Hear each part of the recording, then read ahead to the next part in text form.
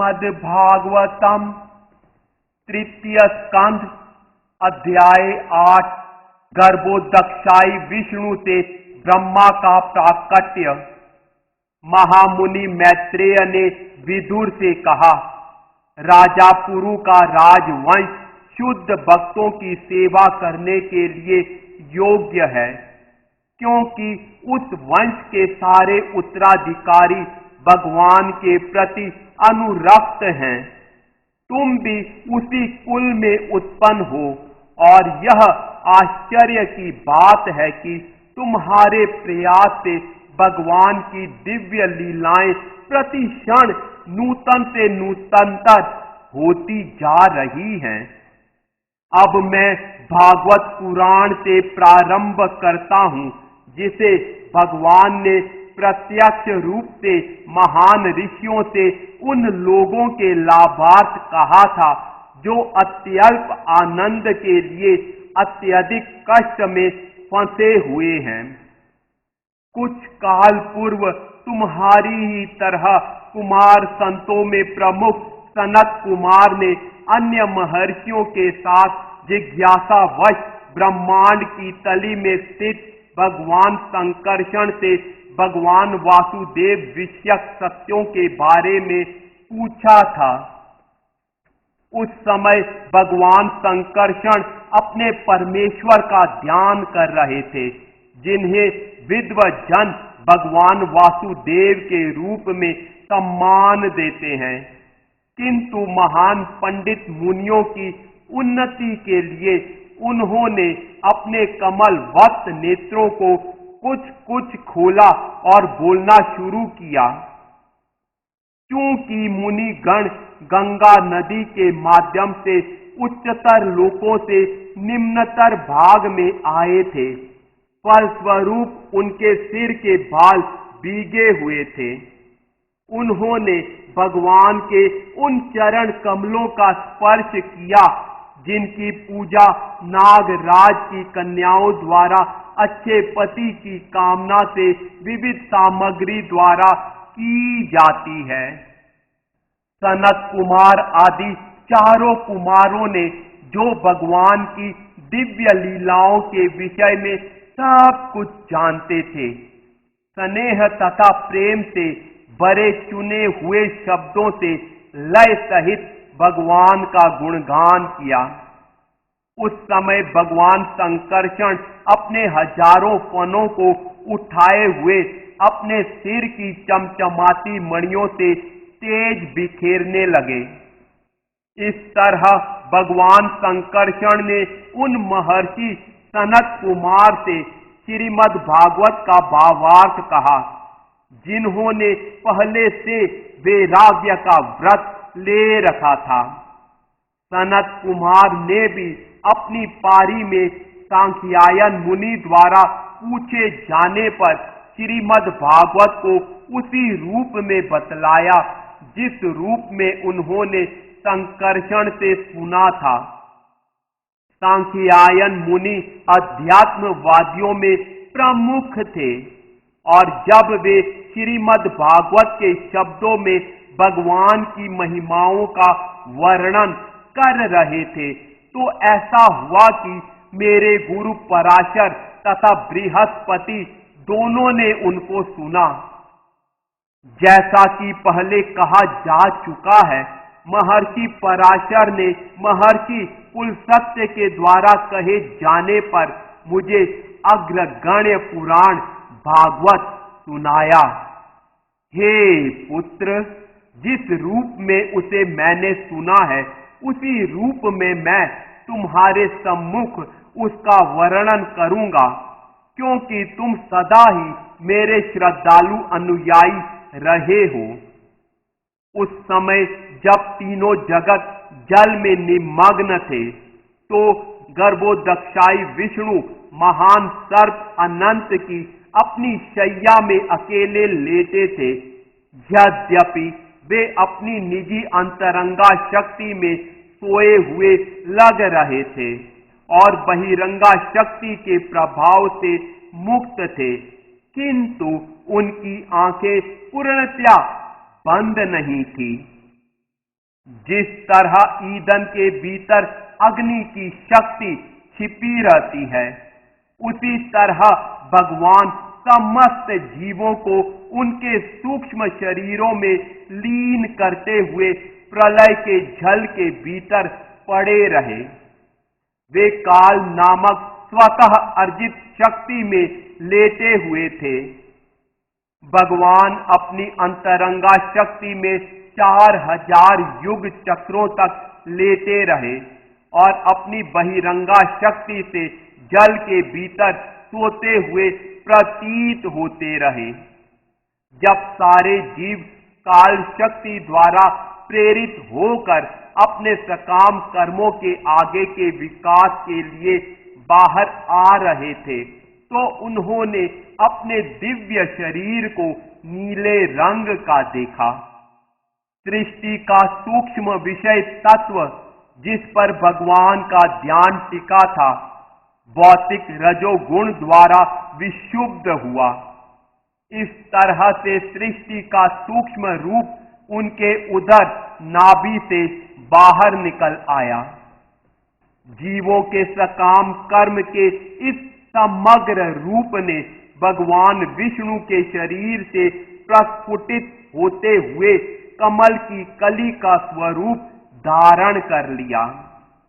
फिर उनकी परम इच्छा से इसने सूर्य की तरह हर वस्तु को आलोकित किया और प्रलय के अपार जल को सुखा डाला।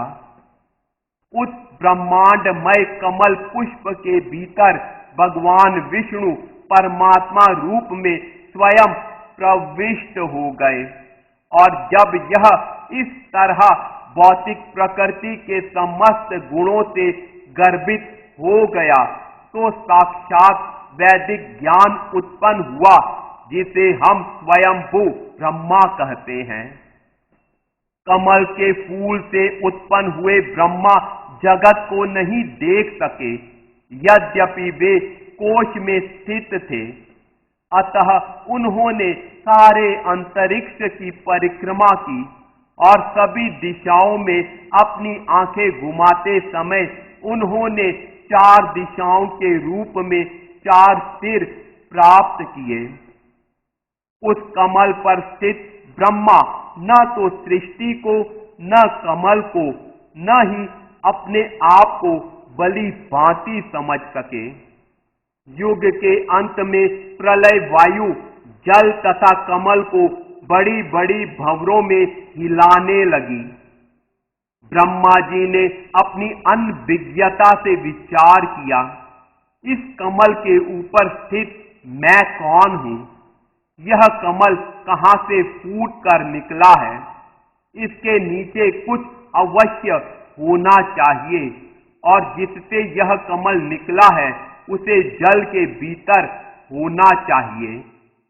इस तरह विचार करते हुए ब्रह्मा जी कमल नाल के रंध्रों छिद्रों से होकर जल के भीतर प्रविष्ट हुए, किंतु नाल में प्रविष्ट होकर तथा विष्णु की नाभि के निकटतम जाकर भी वे जड़ मूल का पता नहीं लगा पाए। हे विदुर, अपने अस्तित्व के विषय में इस तरह खोज करते हुए ब्रह्मा अपने चरम काल में पहुंच गए, जो विष्णु के हाथों में शाश्वत चक्र है और जो जीव के मन में मृत्यु भय की भ्रांति भय उत्पन्न करता है। तत्पश्चात वांछित लक्ष्य प्राप्त करने में असमर्थ होकर वे ऐसी खोज से विमुख हो गए और पुनः कमल के ऊपर आ गए। इस तरह इंद्रिय विषयों को नियंत्रित करते हुए उन्होंने अपना मन परमेश्वर पर एकाग्र किया। अपने 100 वर्षों के बाद जब ब्रह्मा का ध्यान पूरा हुआ तो उन्होंने वांछित ज्ञान विकसित किया, जिसके फलस्वरूप वे अपने ही भीतर, अपने हृदय में परम पुरुष को देख सके, जिन्हें वे इसके पूर्व महानतम प्रयास करने पर भी नहीं देख सके थे। ब्रह्मा यह देख सके कि जल में शेष नाग का शरीर विशाल कमल जैसी श्वेत शैया था, जिस पर भगवान अकेले लेटे थे। सारा वायुमंडल शेष नाग के फन को विभूषित करने वाले रत्नों की किरणों से प्रदीप्त था और इस प्रकाश से उस क्षेत्र का समस्त अंधकार मिट गया था। भगवान के दिव्य शरीर की कांति मूंगे के पर्वत की शोभा का उपहास कर रही थी। मूंगे का पर्वत संध्याकालीन आकाश द्वारा सुंदर ढंग से वस्त्राभूषित होता है, किंतु भगवान का पीत वस्त्र उसकी शोभा का उपहास कर रहा था। इस पर्वत की चोटी पर स्वर्ण है, किंतु रत्न जटित भगवान का मुकुट इसकी हंसी उड़ा रहा था। पर्वत के झरने, जड़ी बूटियां आदि फूलों के दृश्य के साथ मालाओं जैसे लगते हैं, किंतु भगवान का विराट शरीर तथा उनके हाथ पांव रत्नों, मोतियों, तुलसी दल तथा फूल मालाओं से अलंकृत होकर उस पर्वत के दृश्य का उपहास कर रहे थे। उनके दिव्य शरीर की लंबाई तथा चौड़ाई असीम थी और वह तीनों लोकों, उच्च, मध्य तथा निम्न लोकों में फैली हुई थी। उनका शरीर अद्वितीय वेश तथा विविधता से स्वतः प्रकाशित था और भली भांति अलंकृत था। भगवान ने अपने चरण कमलों को उठाकर दिखलाया। उनके चरण कमल समस्त भौतिक कलमश से रहित भक्तिमय सेवा द्वारा प्राप्त होने वाले समस्त वरों के स्रोत हैं। ऐसे वर उन लोगों के लिए होते हैं जो उनकी पूजा शुद्ध भक्ति भाव में करते हैं। उनके पांव तथा हाथ के चंद्रमा सदृश नाखूनों से निकलने वाली दिव्य किरणों की प्रभा छटा फूल की पंखुड़ियों जैसी प्रतीत हो रही थी। उन्होंने भक्तों की सेवा भी स्वीकार की और अपनी सुंदर हंसी से उनका कष्ट मिटा दिया। कुंडलों से सज्जित उनके मुख का प्रतिबिंब अत्यंत मनोहारी था, क्योंकि यह उनके होठों की किरणों तथा उनकी नाक एवं बाहों की सुंदरता से जगमगा रहा था। हे विदुर, भगवान की कमर पीले वस्त्र से ढकी थी, जो कदम्ब फूल के केसरिया धूल जैसा प्रतीत हो रहा था और इसको अतीव सज्जित करधनी घेरे हुए थी। उनकी छाती श्री वत्स चिन्ह से तथा अति मूल्य वाले हार से शोभित थी। जिस तरह चंदन वृक्ष सुगंधित फूलों तथा शाखाओं से सुशोभित रहता है, उसी तरह भगवान का शरीर मूल्यवान मणियों तथा मोतियों से अलंकृत था। वे आत्मस्थित अव्यक्त मूल वृक्ष और विश्व के अन्य सभी के स्वामी थे।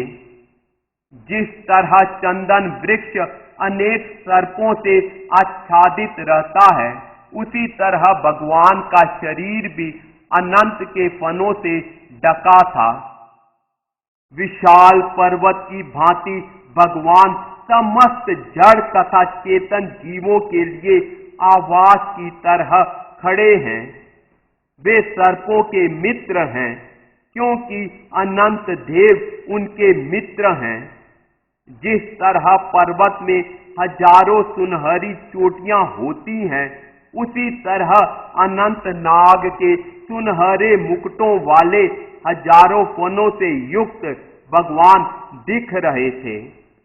जिस तरह पर्वत कभी कभी रत्नों से पूरित रहता है, उसी तरह उनका शरीर मूल्यवान रत्नों से पूर्णतया सुशोभित था।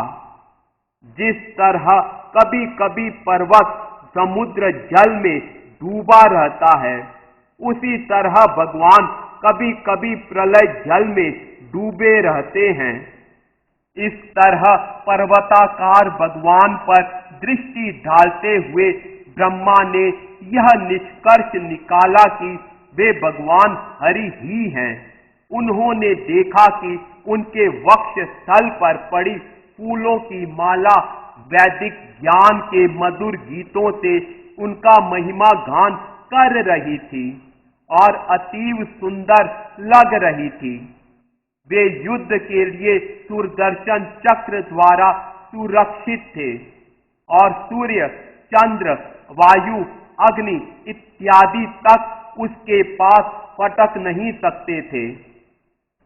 जब ब्रह्मांड के भाग्य विधाता ब्रह्मा ने भगवान को इस प्रकार देखा, तो उसी समय उन्होंने सृष्टि पर नजर दौड़ाई। ब्रह्मा ने विष्णु की नाभि में झील, नाभि सरोवर तथा कमल देखा और उसी के साथ प्रलयकारी जल, सुखाने वाली वायु तथा आकाश को भी देखा। सब कुछ उन्हें दृष्टि गोचर हो गया।